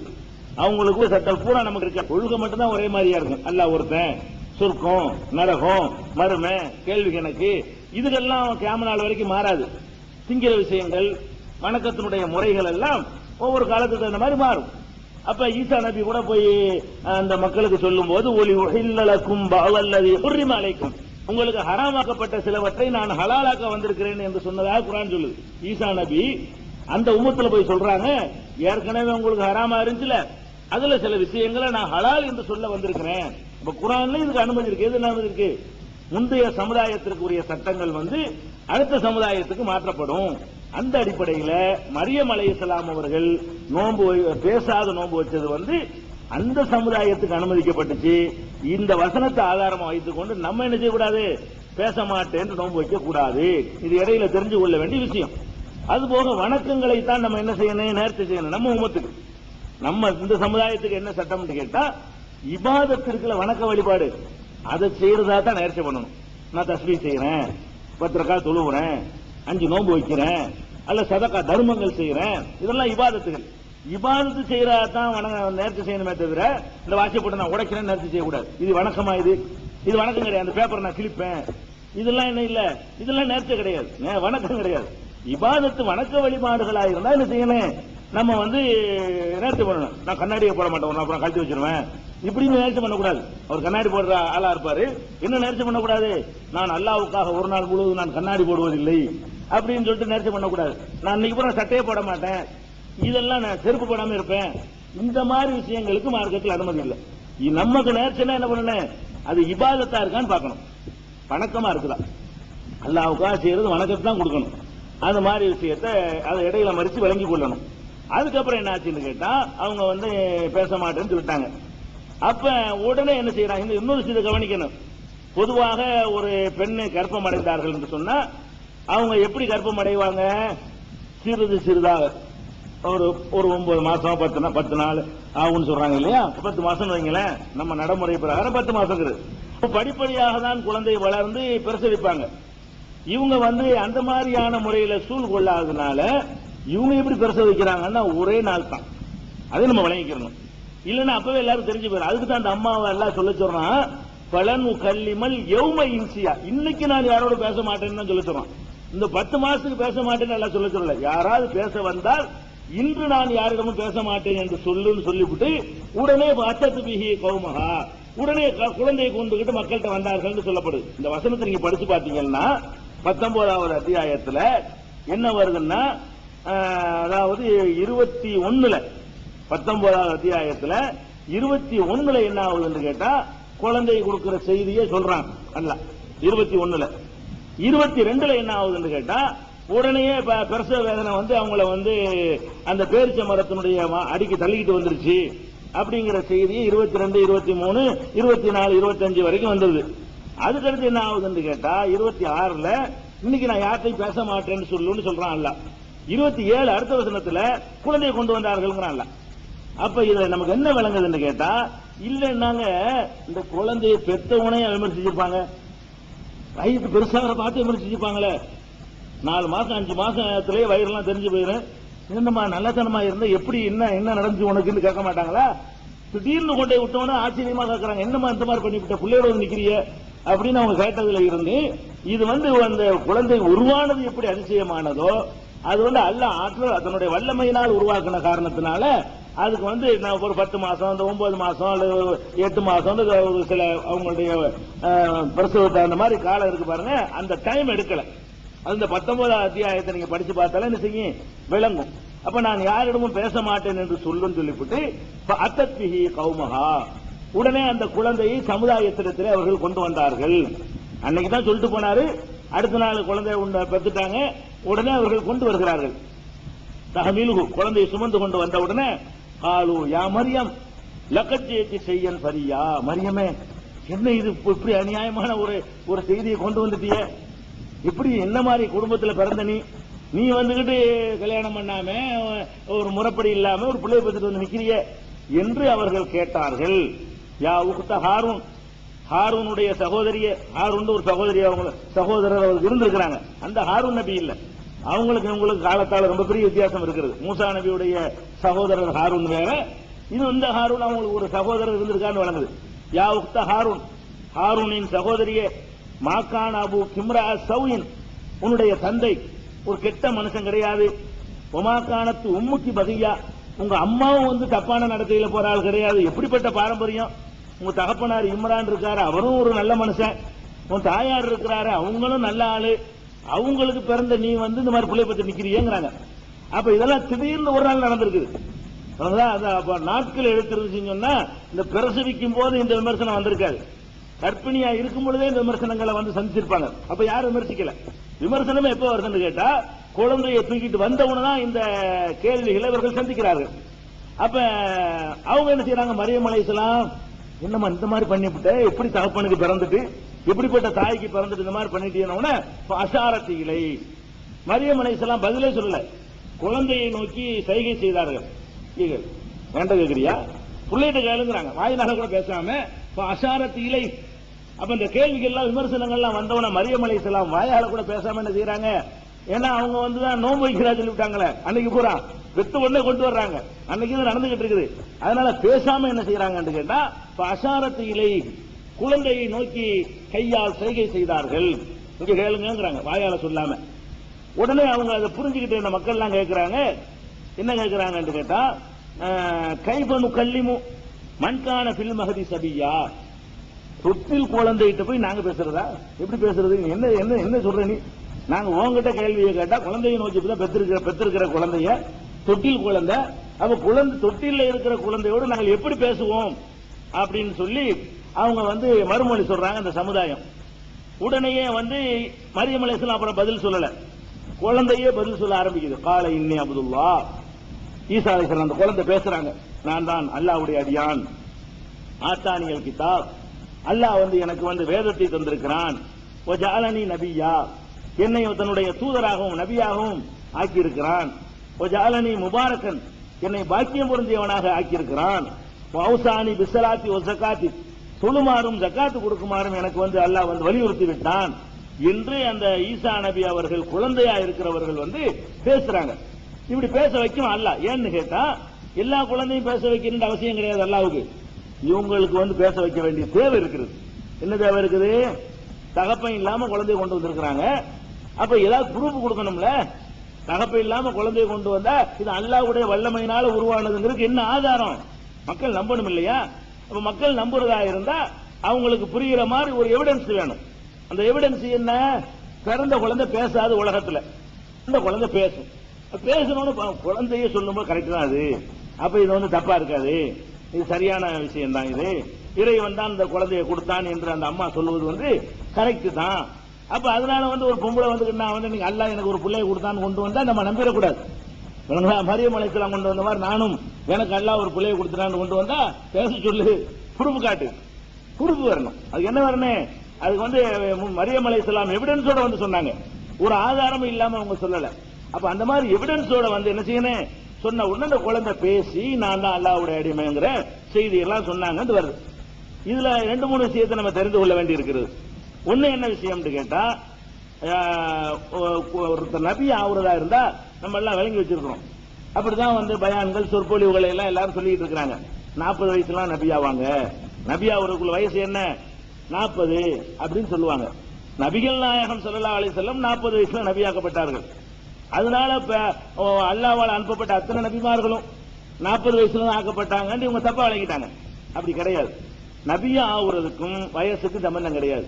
அல்லாஹ் எப்ப யாரை நபியாக்க நினைக்கிறானோ அப்ப தேர்ந்தெடுப்பான். அது 20 வயசுலையும் தேர்ந்தெடுப்பான், 40லயும் தேர்ந்தெடுப்பான், 80ல கூட தேர்ந்தெடுப்பான், 100 வயசுல கூட தேர்ந்தெடுப்பான். இந்த ஈசா நபியை பிறந்தவன தேர்ந்தெடுக்கலாம் பாருங்க. அதான் 40 வயசு அவசியம் இருந்தா பிறந்தவன் அவர் என்ன சொல்றாருன்னு கேட்டா, இன்னி அப்துல்லா, நான் அல்லாஹ்வுடைய அடிமை. அதோட நிறுத்திக்கல. ஆத்தானியல் கிதாப், அல்லாஹ் எனக்கு வேதத்தை கொடுத்து விட்டான்ங்கிறார். எப்ப பிறந்த அப்பதான் கை குழந்தையா இருக்கிறாரு, பேசவும் செய்யறாரு. பேசுனா சாதாரண பேச்சு பேசல, பெரும் பேச்சு பேசுறாரு. அவர் பெரிய விஷயத்தை பேசுறாரு. என்ன பெரிய விஷயம்? ஆத்தானியல் கிதாப், எனக்கு அல்லாஹ் வேதத்தை தந்து ஜாலனி நபியா, என்னை நபி ஆக்கிட்டாங்க. பிறந்தவனு சொல்றாரு. அது பிறந்த உடனே அல்லாஹ் நபி ஆக்கி விட்டான் என்று அவர் சொல்றாருன்னு கேட்டா, அப்ப என்ன நம்ம விளங்கிக்கிறோம்? ஒரு நபியாக ஆவதற்கும் 40 வயசு வருவதற்கும் எந்த ஒரு சம்பந்தமும் இல்ல. நபிகள் நாயகம் ஸல்லல்லாஹு அலைஹி வஸல்லம் அவர்கள் 40 வயசுல நபியாக ஆக்கப்பட்டார்கள் என்பதற்கு ஆதாரம் இருக்கிறது, ஹதீஸ்ல ஆதாரம் இருக்கிறதே தவிர ஒவ்வொரு நபிக்கும் 40 தான், 40 தான் பக்குவம் அடைகிறாங்க, 40 தான் ஒருத்தர் ஒரு சரியான இதை அடைவாரு அப்படிங்கறதெல்லாம் கிடையாது. 40 நாய் குணம் தான் இருக்கும். நபிகள் நாயகத்தால் அப்படி தேர்ந்தெடுத்தான செய்யல. நமக்கு ஒரு பழமொழி 40 வயசுல நாய் குணங்கிறான்ல, 40 கூட நல்லா இருப்பான், 40க்கு பிறகுதான் டென்ஷன், அது பிரச்சனை, அது இது குமர் 2 தலையை தூக்கி நிற்கும், பசங்களை காலேஜில் சேர்க்கணும், பணம் கட்டணும், பெரிய பிரச்சனைகள்லாம் நடக்கிறலாம். எப்பதான் அது 40ல தான் நாய் குணம்லாம் வரும், திடீர் எல்லாமே சேஞ்ச் நிற்கும். அதனால 40ங்கிறதெல்லாம் ஒரு பக்குவம் அடைகிற வயசு. இதை வச்சுக்கிட்டு தான் என்ன செய்யறது? 40 நாள் சில்லா போங்க, 7 40 அப்படின்னு எல்லாமே 40 மண்டலம் சொல்லி ஒரு 40ங்கிறது, ஒரு மண்டலத்துக்கு 40, இதெல்லாம் மார்க்கத்தில் கிடையாது. 40க்கெல்லாம் எந்த ஒரு முக்கியத்துவம் கிடையாது. ஒவ்வொரு வரையும் ஒவ்வொரு வயசுல தேர்ந்தெடுத்த மாதிரி நபிகள் நாயகம் ஸல்லல்லாஹு அலைஹி வஸல்லம் அவர்கள் 40 வயசுல தேர்ந்தெடுத்தான். ஈசா நபியை குழந்தையில நபியாக்கி விட்டான்ல. சரியா? அடுத்து என்னன்னு கேட்டா, இது ஈசா அலைஹிஸ்ஸலாம் அவர்கள் இந்த மாதிரி பேசினார்கள் என்ற விவகாரம் 19வது அத்தியாயத்துல 30ல இருந்து ஆரம்பித்து 33 வரைக்கும் இருக்குது. இது சொல்லிட்டு அல்லாஹ் என்ன செய்யறான், ذَلِكَ عِيسَى ابْنُ மரியம், இதான்ப்பா மரியமுடைய மகன் ஈசா, இவர்தான் மரியமுடைய மகன். இவ்வளவுதான். எதுக்கு இது அல்லாஹ் சொல்றான்னு கேட்டா, நபிகள் நாயகம் ஸல்லல்லாஹு அலைஹி வஸல்லம் அவர்கள் மதீனாவுல வந்து இருக்கக்கூடிய நேரத்துல 2 சமுதாயத்தை சந்திக்கிறாங்க. ஒரு சமுதாயம் யூத சமுதாயம், இன்னொரு சமுதாயம் கிறிஸ்தவ சமுதாயம். கிறிஸ்தவ சமுதாயம் என்ன பண்ணிட்டு இருக்காங்க, ஈசா நபியை வந்து அல்லாஹ்வுடைய மகன் அப்படின்னு சொல்லிட்டு இருக்காங்க. அதுக்கு தான் அல்லாஹ் கவுண்டர் கொடுக்கறான், ذَلِكَ عِيسَى ابْنُ மரியம், மரியமுடைய மகன் ஈசாங்கிறவர் இவர்தான். இதான் விஷயம். இவ்வளவுதான் நடந்தது. என்னுடைய ஆற்றலினால் நான் வந்து உருவாக்கி இருக்கிறேன், எனக்கு மகன்லாம் கிடையாது. அப்ப கவுலுல் ஹக்கில் லதீ ஃபீஹி யம்தரூன், இது உண்மையான இந்த செய்தியில் தான் அவர்கள் சந்தேகப்படுகிறார்கள். மா கான லில்லாஹி அன் யத்தகித மின் வலதின், அல்லாஹ்வுக்கு எந்த குழந்தையும் வைத்துக் கொள்ள வேண்டிய தேவை கிடையாது. இப்படித்தான்ப்பா நான் அவரை உண்டாக்கி இருக்கிறேன், நான் வந்து ஆகுன்னு அவர் ஆயிட்டாரு, அவ்வளவுதானே தவிர எனக்கு பிறந்தார் அவரு, எனக்கு ஒரு பிள்ளை அவரு, எனக்கு பிள்ளை தேவை கிடையாது. மா கான லில்லாஹி அன் யத்தகித மின் வலதின், அல்லாஹ்வாகிய எனக்கு எந்த ஒரு குழந்தையும் வைத்துக் கொள்ள வேண்டிய தேவை கிடையாது. சுப்ஹானஹு, அல்லாஹ்வாகிய நான் ரொம்ப தூய்மையானவன். இதா கலா அம்ரன், அவன் ஒரு காரியத்தை முடிவெடுத்து விட்டால் இப்ப இன்னமா யகூலு குன், ஆகு என்று அதற்கு சொல்லுவான், ஃபயகூன், உடனே ஆகிவிடும். அவ்வளவுதான். என்னுடைய வேலை என்னன்னு கேட்டா ஆகும், உடனே ஆகிவிடும் அப்படின்னு சொல்லிட்டு அந்த ஈசா நபியை பற்றியான ஒரு விமர்சனத்தையும் அல்லாஹ் இந்த இடத்துல சேர்த்து சொல்றான். அப்ப ஈசா நபி உருவாக்கப்பட்டது எப்படின்னு கேட்டா, ஆகுன்னு அல்லாஹ் ஒரு ஆர்டர் பண்றான், ஆகுன்றவன ஆயிட்டாரு. அல்லாஹ்வுடைய நம்ம எல்லாம் எப்படி ஆகுறோம், நம்ம எல்லாம் வந்துட்டு ஒரு ஸ்டெப்பை படிப்படியாக கருவுல போய் ஒரு ஆணுடைய உயிரணுவும் பெண்ணுடைய சினை முட்டையும் சேர்ந்து கொஞ்சம் கொஞ்சமா உருவாகி அப்படி நம்ம டெவலப் ஆகிட்டு வர்றோம். இதெல்லாம் எப்படி ஈசா நபிலாம் எப்படி உண்டானார்னு கேட்டா, உலகத்துல எத்தனை படைப்புகள் எல்லாம் படைச்சிருக்கிறான், அதெல்லாம் ஆகுன்றவன ஆயிரும். அந்த ஆகு என்ற உடனே ஆக்குனா பாருங்க, அந்த மாதிரி ஒரு படைக்கப்பட்டதான வித்தியாசமே தவிர அல்லாஹ்வுடைய மகன்கிற அர்த்தம் அதனால வராது. அவனா சூரியன் எப்படி அல்லாஹ்வால ஆகுன்றவன உருவாக்கப்பட்டுச்சோ, சந்திரன் எப்படி ஆகுன்னு சொன்னவன அது ஆகிவிட்டதோ, எல்லா கோள்களையும் எப்படி நட்சத்திரங்களும் எப்படி ஆகுன்னா உடனே ஆகிவிட்டதோ, அந்த மாதிரி வந்து ஈசா நபி ஆகுன்னு சொன்னா உடனே ஆகிவிட்டது, அவ்வளவுதான். இத கூட அல்லாஹ் என்ன சொல்றான்னு கேட்டா, இந்த ஈசா நபி தந்தை இல்லாம பிறந்தார் என்ற ஒரு காரணத்தை வைத்துக் கொண்டு அல்லாஹ்வை தந்தையாக பாக்குறாங்க. தந்தை இல்லாமல் பிறந்ததை காரணமா வைத்துக் கொண்டு அல்லாஹ் தான் அவருக்கு தந்தை அப்படிங்கிற மாதிரி சொல்ல வர்றாங்க இல்லையா. அதுக்கு கூட அல்லாஹ் வேற இடங்கள்ல பதில் சொல்லிக்கிட்டு இருக்கிறான். என்ன சொல்றான், இன்ன மஸல ஈசா இந்தல்லாஹி கமஸலி ஆதம், ஈசாவுக்கு உதாரணம் ஆதமை போலதான். கலகஹு மின் துராப், மண்ணால் படைத்து வைத்துக் கொண்டு குன் ஃபகால குன், குன் என்று சொன்னான், ஆகுண்டான், குன் ஆகிவிட்டார் அவரு. அப்ப ஆதமை எப்படி ஆகுண்டவன் ஆகிவிட்டாரோ, ஆதம் வந்து 10 மாசம் டைம் எடுக்கணும் இல்ல, நம்ம எப்படி 10 மாசம் டைம் எடுத்து உருவாக்குறோமோ அந்த மாதிரி ஆதம் அலைஹிஸ்ஸலாம் 10 மாசமா எடுத்துக்கிட்டாங்க. மண்ணால் அப்படி உருட்டி வச்சுக்கிட்டு ஆகுன்னா இருந்துட்டாரு, அவ்வளவுதான். அதே மாதிரிதான் ஆகுன்னா அதனால உடனே ஒரு நாள்ல நடந்துச்சு கதை. 10 மாசம் இவருக்கு எடுக்காத காரணமே என்னன்னு கேட்டா, ஆதம் அலைஹிஸ்ஸலாம் இப்படி ஆகுன்னு சொன்ன உடனே ஆகிருமா இல்லையா, அந்த மாதிரி தான் ஈசா நபி உருவாக்கப்பட்டாரு. அப்ப அல்லாஹ்வுடைய மகன் சொன்னது அவரையும் சொல்லுங்கிறான்ல. அப்ப ஈசா தான் அல்லாஹ்வுடைய மகன்னா ஆதம் அல்லாஹ்வுடைய மகன் சொல்லப்ப, ஆதம் அல்லாஹ்வுடைய மகன்னா நான் அல்லாஹ்வுடைய பேரன். ஆதம் முதல் மனிதர் வந்து அல்லாஹ்வுடைய மகன் ஆயிட்டாருன்னா நம்ம எல்லாம் யாரு அல்லாஹ்வுக்கு பேரன் ஆயிருவோம்ல. ஏன் அந்த மாதிரி பண்றீங்க எல்லாம் கேட்கலாம். முதல் மனிதரே அல்லாஹ் என்னுடைய கட்டளை பிரகாரம் எப்படி உண்டானாரோ அது மாதிரி அவரை மண்ணால உருவாக்கி வச்சுக்கிட்டு ஒரு கட்டளையை போட்டேன், இவர் மண்ணால உருவாக்காம வேற மாதிரியான ஒரு கட்டளை போட்டுருக்காங்க. அதான் வித்தியாசம் என்பதையும் அல்லாஹ் வந்து சொல்லி காட்டுறான். இதையும் நம்ம தெரிஞ்சுக்கணும். பிறந்தவன் அவர் பேசி இருக்கிறார் என்பது அது அடுத்ததாக தெரிந்து கொள்ள வேண்டிய ஒரு விஷயம். இதே விஷயத்தை வந்து இந்த குழந்தையில் அவர் பேசினார் என்ற செய்தியை வந்து 3வது அத்தியாயத்தில் 47வது 46வது வசனத்திலையும் அல்லாஹ் சொல்லி காட்டுறான். ஒரு கல்லி முன்னாச பில் மஹதி வகஹலா, குழந்தையாக இருக்கும் பொழுதும் அவர் பேசுவார், இளைஞராகவும் இருக்கும் பேசுவார் என்று. இந்த பேசுவாருங்கிறது இன்னொன்னு கவனிக்கணும். மரியம் அலைஹிஸ்ஸலாம் வந்து குழந்தையை தூக்கிட்டு வர்றாங்க. இந்த குழந்தை பேசும்னு உங்களுக்கு எப்படி தெரியும் முதல்ல அப்படின்னு கேட்டா, அதுக்கு அல்லாஹ் பதில் சொல்றான் 3:45. இது காலத்தில் மலாயிகத்து, வானவர்கள் சொன்னார்கள், யா மரியம், மரியமே, இன்னல்லாஹ யுபஷ்ஷிருகி பி கலிமத்தின் மின்ஹு, தன்னுடைய கட்டளை, கலிமான கட்டளை, தன்னுடைய கட்டளையாக உருவான ஈசாவை பற்றி உனக்கு நற்செய்தி சொல்கிறான். இஸ்முஹுல் மசீஹு ஈசா, அவருடைய பெயர் மசீஹ் என்ற ஈசா இப்னு மரியம், மரியமுடைய மகன் என்று அவர் சொல்லப்படுவார். வஜீகன் ஃபி துன்யா வல் ஆகிரா, துன்யாவிலே ஆகிரத்திலே உலகத்திலேயும் மறுமையிலையும் தேர்வு செய்யப்பட்டவராகவும், ஒமினல் முகர்ரபீன், அல்லாஹ்வுக்கு நெருக்கமானவராகவும் இருப்பார். வயுகல்லிமுன் நாஸ ஃபில் மஹ்தி வ கஹலா, தொட்டிலும் மக்களோடு பேசுவார், இளமையா இருக்கும் போதும் பேசுவார் அப்படின்னு சொல்லி கொடுத்துட்டான் ஆல்ரெடி. மரியம் அலைஹிஸ்ஸலாத்துட்ட வந்து குழந்தை இருக்கிற செய்தியை சொல்லும் பொழுது எதையும் சொல்லிவிடுறான். உனக்கு ஒரு புள்ள பிறக்க போகுது, அந்த புள்ள வந்து என்ன செய்யும், குழந்தையிலையும் பேசும், பெரியாளா போய் பேசும். குழந்தையில பேசணும்னு பெரியாளா போய் பேசாம போயிடக்கூடாது, பயந்துடக்கூடாதுல, அதுக்காக வழக்கமா எல்லாரும் பேசுற மாதிரி அது பேசும். குழந்தையா இருக்கும் போதும் பேசும் என்று சொன்ன காரணத்தினாலதான் அவங்க மக்கள்கிட்ட போய் என்ன செஞ்சாங்க, கேள்வி கேட்டவுடனே இப்படின்ட்டாங்க. பேசணும்னு முன்னாடி எல்லாம் சொல்லி கொடுத்துட்டான், கண்டுபிடிக்கலாம் இல்ல, இந்த குழந்தை பேசணும்னு சொல்லி கொடுத்ததுனால அவர்கள் கேள்வி கேட்டவுடனே இந்த பக்கம் கையை காட்டி விட்டாங்க என்ற விவரத்தை வந்து 3வது அத்தியாயத்துல வந்து 45, 46, 47 வசனங்கள்ல அல்லாஹ் சொல்லி காட்டுறான். அப்ப இந்த மாதிரி வந்து அவர்கள் வந்து குழந்தையா இருக்கும் பொழுது பேசினார்கள் என்ற விவரத்தை அல்லாஹ் சொல்லி காட்டுறான். இதே விஷயத்தை வந்து 21வது அத்தியாயம் 91வது வசனத்தை அல்லாஹ் சொல்றான். வல்லத்தி அஹ்ஸனத் ஃபர்ஜஹா, அந்த தன்னுடைய கற்பை காத்துக் கொண்டார். மரியம் அலைஹிஸ்ஸலாத்தை சொல்லும் பொழுது இந்த தப்பான நடவடிக்கை அந்த அம்மா ஈடுபடவில்லை, தன்னுடைய கற்பை காத்துக் கொண்டார். ஃபநஃபக்னா ஃபீஹா மின் ரூஹினா, நமக்கு சொந்தமான உயிரை அவரிடத்திலே நாம் ஊதினோம். வஜஅல்நாஹா வபனஹா ஆயத்தன் லில் ஆலமீன், அவரையும் அவருடைய பிள்ளையையும் அகிலத்தாருக்கு ஒரு அத்தாட்சியாக நாம் ஆக்கினோம். அவரையும் ஒரு அத்தாட்சி ஆக்கிட்டோம், பிள்ளையை அகிலத்திற்கு ஒரு அத்தாட்சியாக ஆக்கிவிட்டோம் என்று அல்லாஹ் சொல்லி காட்டுறான்.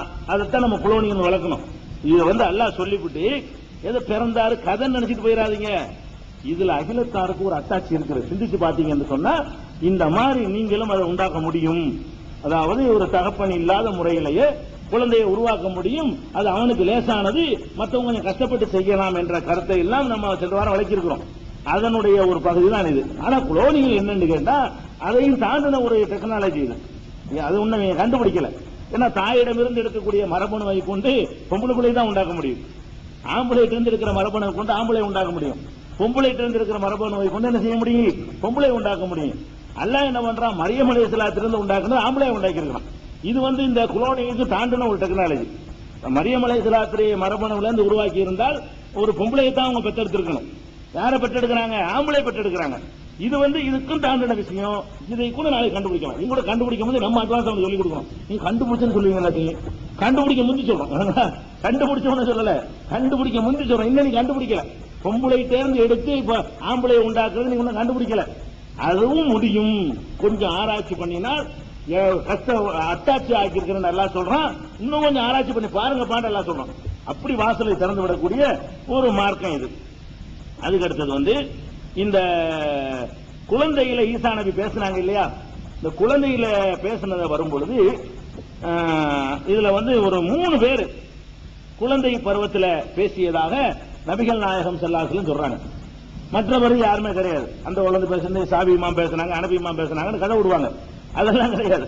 நமக்கு மார்க்கத்தில் எவ்வளவு நம்பலாம்னு கேட்டா, ஈசா நபி பேசின மாதிரி வேற யாராவது பேசி இருக்கிறாங்களா என்று பார்த்தால் 3 பேர் பேசினார்கள் என்று நம்ம நம்பலாம். அந்த 3ல யாருன்னு கேட்டா, ஒன்னு வந்து ஈசா அலைஹிஸ்ஸலாம் அப்ப தெரிஞ்சு போச்சு. 2வது வந்து ஜுரைஜ் என்று சொல்லி ஒருத்தர் இருந்தார். ஜுரைஜ் என்று ஒரு ஆள் இருந்த உடனே என்ன செஞ்சிட்டாங்க, அப்ப அந்த அவர் ஒரு நல்ல ஒரு பக்திமான் முந்தைய சமுதாயத்துல ஜுரைஜ் என்ற பெயர்ல ஒரு பக்திமான் இருந்தாரு.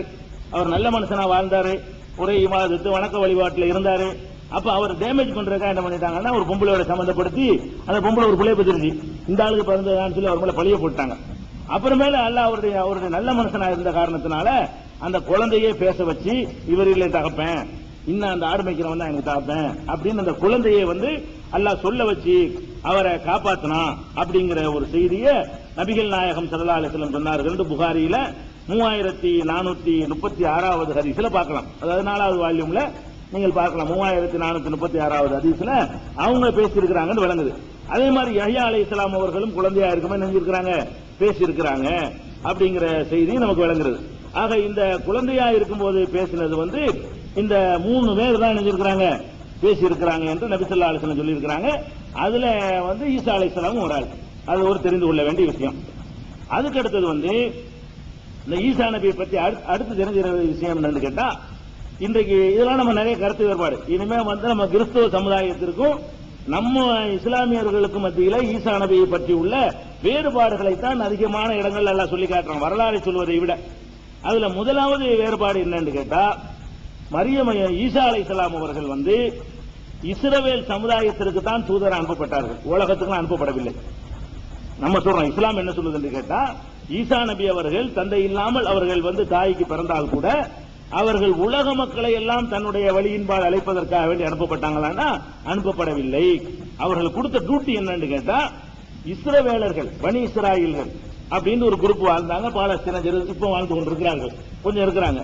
அப்ப அந்த இஸ்ரவேல் சமுதாய மக்களுக்காக வேண்டித்தான் ஈசா அலைஹிஸ்ஸலாம் அவர்கள் அனுப்பப்பட்டார்கள் அப்படின்னு நம்ம சொல்றோம். இது திருக்குர்ஆன்ல வந்து இன்னைக்கு. ஆனா அவங்க கிறிஸ்தவ சகோதரர்கள் என்ன செய்யறாங்கன்னு கேட்டா, இஸ்ரவேல் அல்லாதவர்களையும் அழைக்கிறாங்க அதன் பக்கம். இன்றைக்கு வந்து உலகம் முழுவதும் போய் ஈசா நபியின் பக்கம் வாங்க, இந்த மார்க்கத்தை நோக்கி வாருங்கள் என்று எல்லாரையும் கூப்பிட்டு இருக்கிறாங்க. ஆனால் இஸ்லாம் என்ன சொல்றதுன்னு கேட்டா தப்பு. இஸ்ரவேல் சமுதாயத்திற்கு மட்டும்தான் அவங்க வந்து ஈசா நபியை நான் அனுப்பி வச்சேன், வேற சமுதாயத்தை நல்வழிப்படுத்துறதுக்கு நான் அனுப்பல. அந்த காலத்தில் எப்படி எல்லாம் அனுப்புனான்னு கேட்டா, ஒரு தூதர்னா ஒரு ஏரியாவுக்கு தான் அனுப்புவான். உலகத்தை எல்லாம் வளர்ச்சிக்கிட்டு தூதரா வந்து அந்த காலத்தில் செய்ய முடியாது. அந்த காலத்தினுடைய டெக்னாலஜி வச்சுக்கிட்டு அந்த வசதிகளை வைத்துக் கொண்டு அப்படி உலகம் எல்லாம் போய் ஒருவருடைய பிரச்சாரம் போய் சென்று அடையாது. அதனால நபிகள் நாயகத்துக்கு முன்னாடி வரைக்கும் எப்படி நிலைமைன்னு கேட்டா, மெட்ராஸுக்கு ஒரு தூதர் வருவாரு, தாம்பரத்துக்கு வேற ஒரு தூதர் வருவாரு, அப்புறம் செங்கல்பட்டுக்கு போன அங்க ஒரு ரசூல் அனுப்பியிருப்பான்ல, விழுப்புரத்துக்கு போன அங்க ஒருத்தர் இருப்பாரு. இப்படி உதாரணத்துக்காக வேண்டி இப்படி ஒவ்வொரு ஏரியாவும் ஒரு பகுதிக்கும் ஒரு தூதர் அனுப்பி அந்த சின்ன வட்டத்தை அவங்களுக்கு கொடுத்து அவ்வளவுதான் உங்களுக்கு வேலை செய்ய முடியும். ஒரு மனிதரால் அந்த காலத்துல வந்து பெருமனை நடந்துதான் போகணும். இந்த சக்கரங்கள்லாம் கண்டுபிடிக்கப்படாத காலம். சக்கரம் இல்லாம வண்டியில ஏறி உட்கார்ந்து வேண்டாம், கழுதுல ஏறி உட்கார்ந்து போக முடியுமே தவிர வேற ஒண்ணு பெரிய அளவுக்கு பிரச்சாரத்துக்கு போக முடியாது.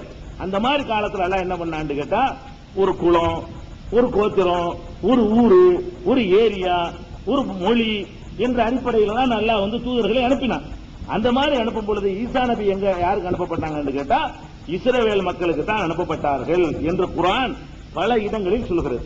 61வது அத்தியாயம் 6வது வசனத்தை எடுத்துக்கிட்டீங்கன்னா, இது கால ஈசா இப்னு மரியம், மரியமுடைய மகன் ஈசா சொன்னார்.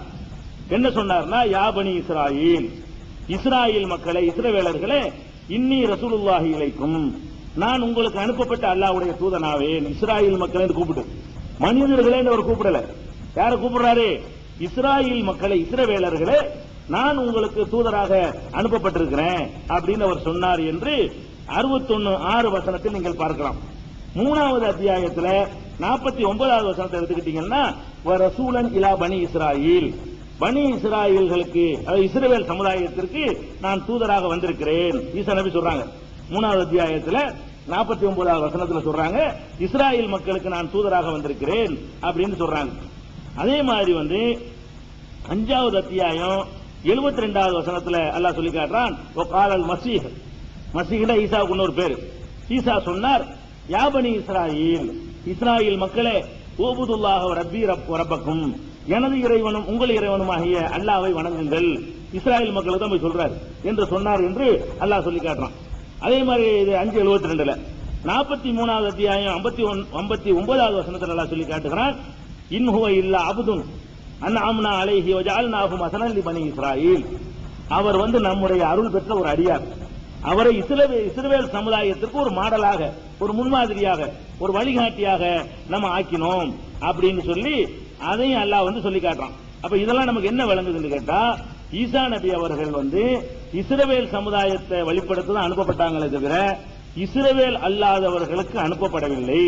ஒரு ஆளுக்கு என்ன டியூட்டி கொடுக்கப்படுதோ அந்த டியூட்டியை தாண்டி செய்வது வந்து இறைவனுக்கு எதிராகத்தான் கருதப்படும். இப்ப வந்து ஒரு இந்திய அரசாங்கத்திலிருந்து, தமிழக அரசாங்கத்திலிருந்து சென்னை மாவட்டத்துக்கு ஒரு கலெக்டரை போடுறாங்க. அவர் எதுக்குள்ள நின்றுக்கிறனே, சென்னை மாவட்டத்துக்குள்ள நிக்கணும். சென்னை மாவட்ட கலெக்டரா போட்டவரை வந்து அதே டிரெஸ்ல, அதே யூனிஃபார்ம்ல போய் திருச்சியில போய்கிட்டு நான் கலெக்டர் வந்திருக்கிறேன் ஒத்துக்குருவாங்களா? நீ எங்க கலெக்டர், உன்னை எங்க அனுப்பி எங்க போயா? இங்க திருச்சிக்கு வந்து சாதாரண ஆளா தான் வரணும், இங்க கலெக்டரா வரக்கூடாது. சாதாரண ஒரு பிரஜையா வர முடியுமே தவிர திருச்சிக்கு கலெக்டரா வர முடியுமான்னு கேட்பாங்களா இல்லையா? அப்ப வந்து ஒரு மந்திரி இருக்கா, தமிழ்நாட்டில் மந்திரியா இருக்கிறாரு, தமிழ்நாட்டில் மருத்துவ கல்லூரி கல்வி மந்திரியா இருக்கிறவர் போய் கர்நாடகாவில் அங்க உள்ள கல்வி கூடங்கள்ல உத்தரவு போட்டா எடுபடுமா? நீ எங்கேயா கல்வி மந்திரி, அங்க போயா? இங்க கர்நாடகத்துக்கு என்னதுக்கு வர்றேன்னு கேட்பாங்களா இல்லையா? அப்போ ஒவ்வொரு தமிழ்நாட்டுக்கு முதலமைச்சர் போய்கிட்டு அங்க ராஜஸ்தான்ல போயிட்டு உத்தரவு போட முடியும் ஏதாச்சும் நான் முதலமைச்சர் வந்திருக்கிறேன் எங்க முதலமைச்சர் அந்த வேலையை தாண்டி வராது அது குற்றம். அப்புறம் அப்படி தாண்டி வருவது அத்துமீறல் குற்றம். அப்ப அல்லாஹ் ஈசா நபி அவர்களை இஸ்ரவேல் மக்களை நல்வழிப்படுத்திற்கு அனுப்பினான் என்று சொல்லும் பொழுது அதை தாண்டி வேற பகுதிக்கு உள்ள மக்களை அவரின் பக்கம் அழைக்கிறது இருக்குது. அது அல்லாஹ்வுடைய ஏற்பாட்டுக்கு எதிரானது என்பது இஸ்லாம் சொல்லக்கூடிய அந்த கருத்து வேறுபாடு. கிறிஸ்தவ மக்களோடு நமக்கு ஏற்படுகிற கருத்து வேறுபாடு. இத குர்ஆன் தானே சொல்லுது. அது நாங்க எப்படி ஏத்துக்கிறது அப்படின்னு அவர்கள் சொல்வார்களே. ஆனால் பைபிள்லயும் கூட அப்படித்தான் இருக்கிறது.